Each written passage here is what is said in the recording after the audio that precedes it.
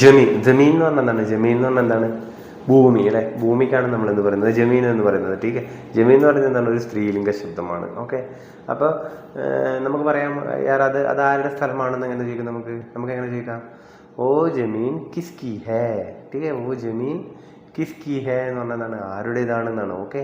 കിസ്കി ഹേ എന്ന് വന്നു. കാരണം എന്താണ്? ജമീൻ ഒരു സ്ത്രീലിംഗ ശബ്ദമാണ്. ടീക്കെ. കിസ്കി ഹേ വോ ജമീൻ.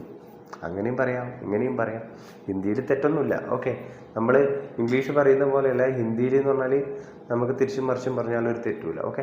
അപ്പോൾ ഓ ജമീൻ കിസ്കി ഹേ, ആ ഭൂമി ആരുടേതാണ്. ടീക്കെ. അല്ലെങ്കിൽ ഓ കിസ്കി ജമീൻ ഹേ എന്ന് പറഞ്ഞാൽ എന്താണ്? അതാരുടെ ഭൂമിയാണ്. ഓക്കെ. അപ്പോൾ ജമീൻ എന്ന് പറഞ്ഞാൽ എന്താണ്? ഭൂമി എന്നാണ് അർത്ഥം. അതെന്താണ്? ഒരു സ്ത്രീലിംഗ ശബ്ദമാണ്.